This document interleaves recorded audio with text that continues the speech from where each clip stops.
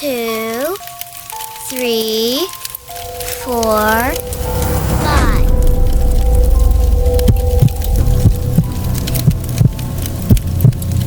I was 15 when it happened. It was a Friday night in late September, just starting to get cold where I lived. My parents went out to dinner with some family friends, and they said they would not be home until late. I had the house to myself. I invited over my neighbor and best friend Chris. He was the same age as me and lived across the street. We usually hung out in my basement and played games or watched movies, but that night we got bored. At some point, he brought up playing hide and seek. It sounded dumb at first, but we had done it before with a group, and it had been fun. The house was small, but it had a lot of places to hide, especially in the dark. We turned off most of the lights to make it scarier. The only light on was in the kitchen. The rules were simple. No going outside, no going into the attic or the crawl space. Basement, bedrooms, closets, and under furniture were all fair game. Chris wanted to hide first, so I covered my eyes in the living room and counted to 50. I could hear him running at first, and then silence. I finished counting and announced that I was coming. I started in the kitchen since it was right there, but there was nowhere good to hide. I checked behind the basement door, then down the hall. I looked in the bathroom. Empty. I opened the closet near the front door. Nothing. I went upstairs. The floor creaked under me, and every little sound made me tense. I checked my parents' bedroom first, looking under the bed and behind the dresser. Nobody. I went down the hall into my room. It was messy, but not enough for Chris to hide well. I still checked the closet and under the desk. Nothing. That left the guest room at the end of the hall. The door was cracked open. I pushed it slowly, expecting him to jump out and scare me, but the room was dark and quiet. I stepped inside and scanned around. I bent down to look under the bed. Nothing. I opened the closet door. Empty. At that point, I thought maybe he was in the basement, so I went back downstairs. I checked behind the laundry machines and in the storage space under the stairs. I was about to give up when I finally found him curled up behind some boxes. He laughed and asked how long it had taken me. I told him way too long. Then we switched. He counted and I hid. I went upstairs and slid under the guest bed, pulling the bed skirt down to cover me. My heart raced while I lay there in the dark. I heard him come upstairs a few minutes later, his footsteps slow and heavy on the floor. He opened the bathroom door first, then he stepped into my parents' room. After a while, the footsteps came down the hall toward where I was. I could hear him breathing as he walked into the guest room. He stopped near the bed. I held my breath. His shoes shuffled against the carpet. Then silence, a long silence. I thought he had figured it out and was about to yank up the bed skirt, but instead, he walked out. I lay there a few more minutes, waiting to hear him call that I had won, but the house stayed too quiet. Finally, I crawled out. I went downstairs expecting to find him on the couch, but he wasn't there. I called out that the game was over. A voice came from the basement saying he was down there. I thought he was messing with me. I walked to the basement door, opened it, and shouted down the stairs. He shouted back that he was still looking for me, and he asked where I was hiding. That made my stomach twist. I told him I was out now and standing in the kitchen. A second later, I heard him coming up the stairs. He stepped into the light and looked confused. He asked how I had gotten upstairs so fast. I told him I had been under the guest bed the whole time. He frowned and said he could have sworn he checked that room, and he heard someone moving inside. He said he thought he heard breathing. I told him I stayed perfectly still. We argued a little, but then we just shrugged it off. We played another round, but the whole time I felt uneasy. Every creak in the house made me jump. At one point while I was counting, I thought I heard something upstairs, like a soft thud, but when I searched, it was empty. I found Chris in the laundry room. We kept playing until we both got tired. Then we sat on the couch in the living room and turned the TV back on. That's when we both froze. From upstairs came a loud bump, like something heavy falling. Chris asked if it was my parents. I reminded him they were still gone. The hair on my arm stood up. We sat there waiting, but the house went silent again. Chris said maybe something slid off a shelf. I wanted to believe that, but then, while we sat listening, we both heard it clearly. A slow creak of floorboards, the sound of someone walking down the hall upstairs. We stared at each other, neither of us moving. Then I whispered that maybe we should check. Chris shook his head, saying no way, but if someone had broken in, we couldn't just sit there. I told him to stay behind me and grab the fireplace poker from beside the couch. We went to the stairs and started creeping up. The house was so quiet I could hear my own breathing. The steps groaned under our weight. When we reached the top, I pointed toward the guest room. The door was closed now. I knew for a fact I had left it cracked open. We stood there frozen. Then from behind the door came a sound, a slow dragging noise, like fabric sliding across the carpet. Chris whispered that we should leave. I wanted to, but curiosity and fear kept me in place. I raised the poker and reached for the knob. When I tell you my hands were shaking, I'm not just saying that to be dramatic for the story. I pushed the door open fast. The room was dark, but the shape of the bed and the dresser were visible. Nobody was there. The closet door stood half open. I moved closer as Chris stayed in the doorway. I yanked the closet door open. Inside was nothing but coats and boxes. We both let out shaky laughs, pretending it was all in our heads. But then, just as we turned to leave, we heard another sound. This time it wasn't upstairs. It was downstairs. The sound of the front door opening and closing. We froze again. Chris whispered that someone was in the house. I felt my stomach drop. We ran down the hall and crouched in my room with the lights off. I held the poker tight. We listened, and at first there was nothing. Then there were faint footsteps on the first floor. I wanted to call the police, but my phone was on the couch where we had been sitting. I whispered that maybe we could sneak out the window, but it was too small. The only way out was down the hall past the stairs. The footsteps moved closer. We heard the basement door open, then the steps went down one by one. We both exhaled in relief. Whoever it was had gone into the basement, so we took that time to run. We sprinted down the stairs through the kitchen and out the back door into the yard. We didn't stop until we reached Chris's house across the street. His parents were home, and when we told them what happened, they called the police. The officers searched my house from top to bottom. They found nothing.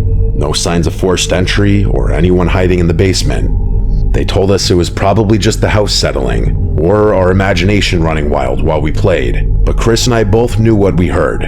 We knew someone had been inside. For weeks after, I couldn't sleep well. Every creak made me think someone was in the hallway.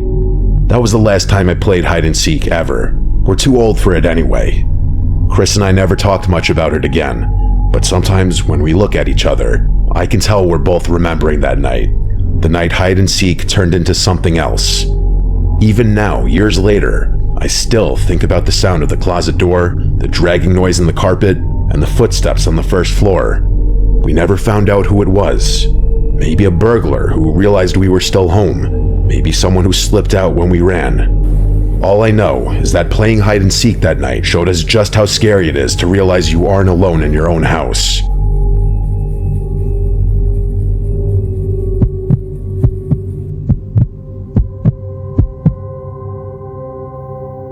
I grew up in a neighborhood that backed right up against a stretch of woods. The houses lined one side of the street, and behind them was nothing but trees for miles. When I was younger, a group of us kids from the street used to play together almost every weekend. In the summer, we stayed out late into the night, sometimes until our parents yelled for us to come home. One of our favorite games was hide and seek. We usually played in the backyards and into the edge of the woods.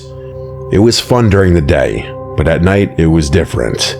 The trees swallowed up the light and everything looked the same no matter where you were. That was what made it scary, and that was what made it fun. The last time I ever played hide and seek in those woods was when I was 14. It was August, hot and humid even at night. There were 5 of us, me, my friend Tyler, his little brother Matt, and 2 kids from down the street, Jason and Eric. We all decided to play outside because it felt cooler than sitting in someone's basement. The rule was simple. You could hide anywhere in the backyards or in the woods, but you had to stay close enough to hear when the seeker called the round over. Jason volunteered to be it first. The rest of us ran off. I went into the woods with Tyler. We split up once we passed the first row of trees. I crouched behind a fallen log, my heart beating hard even though it was just a game. I could hear Jason shouting numbers back in the yard, his voice echoing through the night. When he finished, everything went quiet. Crickets buzzed around me and the leaves rustled in the wind. I stayed low and still. After a while, I heard footsteps in the leaves. They were moving between the trees. I thought it was Jason. I held my breath and waited for him to pass. The footsteps stopped not far from me. Whoever it was stood there. I waited for them to call out or move again, but they didn't. I felt my skin prickle. I almost whispered to ask who it was, but then I remembered the rules. If I gave myself away, I would lose, so I stayed still. Finally, the steps started again. They crunched through the leaves, moving deeper into the woods. I listened until I couldn't hear them anymore. I peeked over the log, but it was too dark to see far. The moonlight only lit up the tops of the trees. I stayed hidden a few more minutes before I got tired of waiting. I crawled out and started creeping back toward the yards. As I walked, I heard Jason calling that the round was over and everyone should come out. I hurried back and found the others already in the yard. Jason had found Tyler and Eric, but not me or Matt. Matt came running out of the woods a minute later, covered in dirt. He laughed and said nobody would have found him. I told them that I had been behind the log and almost got caught when Jason walked right past me, but Jason looked confused. He said he never went that far into the woods. He said he only circled near the first trees and then found Tyler crouched by a fence. I squinted my eyes in confusion and then asked who it was that walked by me, but everyone just shrugged. We brushed it off and kept playing. The next round, I was seeker. I counted loud against a tree while the others scattered. When I finished, I searched the yards first. I found Eric hiding behind a shed and Tyler in the bushes. Then I went into the woods to look for Jason and Matt. The woods were quiet except for the bugs. My flashlight beam swung through the trees. I listened carefully, trying to catch movement. After a while, I spotted Matt crouched near a tree trunk. I shouted that I had him, and he ran back laughing. That left Jason. I searched deeper, calling out that I was coming. That was when I heard it again, the footsteps. The slow, heavy footsteps moving in the dark. They came from just ahead of me. I shined the flashlight that way, but the trees were thick. I walked slowly, trying not to make noise. The footsteps stopped. I waited. Now, admittedly, I was getting a little nervous. Then I heard Jason call from behind me that the round was over. I spun around. He was already walking back to the yard. Confused, I asked if he had just been ahead of me. He said no. He had been hiding closer to the house the whole time. I felt my stomach twist. Twice now I had heard someone moving through the woods who wasn't one of us. I told myself it was probably an animal, but the steps had sounded human. Too heavy to be a raccoon or a fox, even a deer. We played a few more rounds. Every time I hid, I couldn't shake the feeling that someone else was out there. I kept hearing faint noises in the trees, branches snapping, leaves crunching. At one point, I even thought I saw a shadow move between the trees. But when I aimed my flashlight, it was gone. The others didn't notice anything. They just kept laughing and running.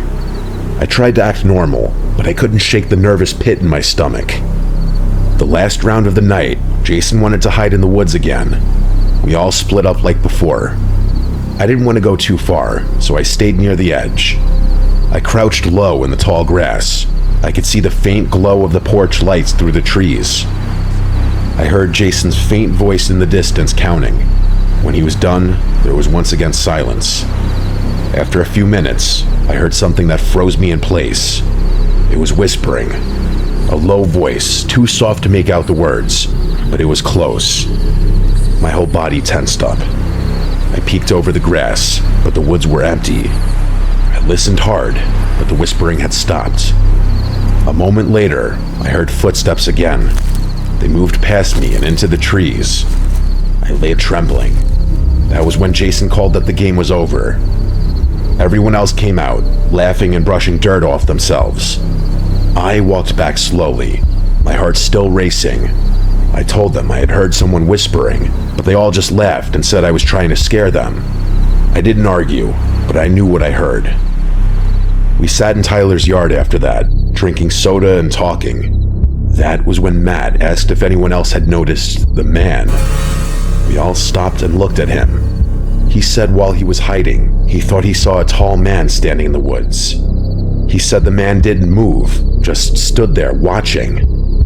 Jason told him he was crazy. Eric laughed it off, but I felt sick because I believed him. We ended the night soon after. Everyone went home. I lay in bed that night, staring at my ceiling, unable to sleep. I kept hearing the whispering in my head, the slow crunch of footsteps in the leaves.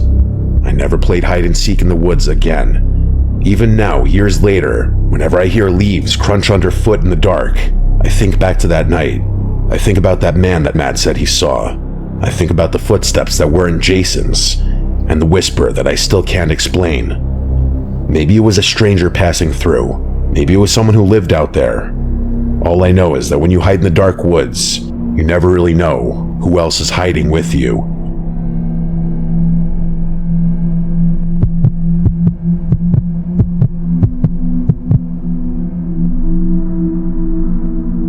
It was a hot Saturday afternoon last July. I was 14 at the time, and I live out in the rural part of Pennsylvania. My backyard is huge. We have acres of open grass, trees, and an old storage shed at the edge of the yard. My friends and I spend almost every summer day out there. That day, it was me, Ryan, Josh, Adam. We were just messing around playing basketball on the hoop my dad put up near the garage. We played for about an hour before we were all tired and sitting in the grass, sweaty and drinking water. That's when we saw a kid we didn't recognize who came walking up from the dirt road that runs past my house. He looked about 16, older than us, taller too. He had black hair that was kind of messy and wore a gray shirt and jeans, even though it was hot out. We all stopped talking when we noticed him. He walked right up like he already knew us. He asked if we wanted to even the teams out and make it 3-on-3. None of us answered right away. Finally, Adam asked who he was. The kid said his name was Keith. He said he lived just up the road and was just walking through the woods when he saw us. We all kind of looked at each other. I've lived here my whole life and never saw this kid once. Neither had my friends. But he acted normal enough, I guess. Ben asked him if he wanted to play basketball. Keith shook his head and suggested we play manhunt instead. He said my yard was perfect for it since there were so many spots to hide. In the moment, I don't think any of us gave that comment a second thought, but in hindsight, that should have been a red flag. How would this kid know anything about my property? We all agreed to play. It sounded more fun than standing around in the heat. We split into 2 teams. Keith immediately volunteered to be on the hunting team first. He said he loved being the seeker. So it was Keith, Adam, and Josh hunting, and me, Ryan, and Ben hiding. Adam kicked a soccer ball to signal the start. We ran off into the yard while the hunters covered their eyes and counted. Ryan took off toward the tree line. Ben sprinted for the side of the garage. I didn't want to hide in the woods yet, so I went into the storage shed. It always smells like gasoline and old wood in there.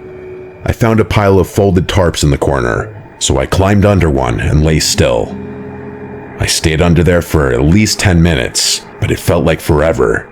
Nobody came. I started thinking maybe the hunters had given up, but then the shed door creaked open. The tarp ripped off me in one quick motion.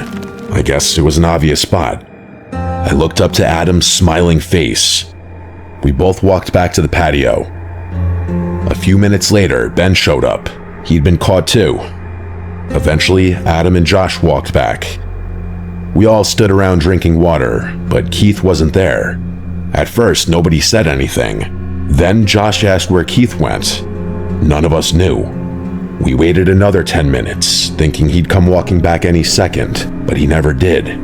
Adam finally shrugged and said maybe he was just some weird kid and left. The rest of us agreed, even though it felt strange that he would just disappear without saying anything. When the others left around sunset, I went inside. That's when I noticed something odd near my bedroom window. On the grass was this piece of rope. It was weathered and dirty, like it had been outside for months, but I know it hadn't been there earlier. I picked it up and tossed it aside, but it stuck in my head. The first thought I had was Keith. I told myself I was overthinking, but later that evening, I couldn't stop wondering if he'd gone inside the house while we were distracted. My dad usually leaves one of the side doors unlocked during the day. I went room by room, checking closets and under beds. Nothing.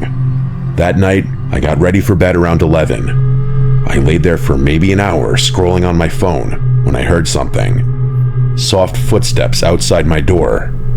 I froze. My dad sometimes gets up at night to use the bathroom, but he always coughs or clears his throat. This was quiet. Too quiet. I called out for my dad. No answer. I sat up with my pulse racing. The footsteps stopped right outside my door. I finally got up and locked it. I stood there staring at the handle, waiting. After about 30 seconds, I heard the front door shut. The sound carried through the whole house. I didn't waste a second. I ran to my dad's room and shook him awake.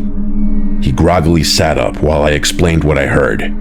He didn't doubt me. He grabbed the shotgun from under his bed and told me to stay close. We searched the whole house together. Every closet, the basement, the garage. He even went outside and walked the property with a flashlight, but he didn't find anything. We locked every door and window after that. The next day, I told my friends, and they all laughed it off, saying Keith was probably just some weirdo passing through. But Ryan admitted he thought Keith was strange too. He said Keith barely talked during the game. He just stared at people. That night, I couldn't sleep. Around 2 in the morning, a scratching sound woke me up. It was coming from my bedroom window. I froze, staring at the blinds. The scratching was slow, like someone dragging a stick or nail against the glass. I didn't want to look, but I couldn't stop myself. I carefully bent one of the blinds open just a crack. On the other side of the window was a figure. I couldn't see his face, just the shape of someone standing inches away in the dark. I jumped back and screamed for my dad. I ran into the hallway, shouting until he came out of his room. He didn't hesitate. He ran outside with a shotgun, firing 2 rounds into the air. I heard him yelling that he'd shoot whoever was out here if they came back. The figure at the window was gone. The rest of the night, I didn't sleep at all. I sat in the living room with the lights on while my dad stayed up too. The next morning, he told me he thought Keith had been the one messing with us. He said if that kid showed up again, he'd shoot him. I know he wasn't fully serious, but that's just how my dad is. He said that kid isn't welcome anywhere near our house ever again. As far as I know, Keith never came back. But sometimes when I'm outside at night, I think about that rope by my window, and I wonder what he was planning to do if I hadn't woken up when I did.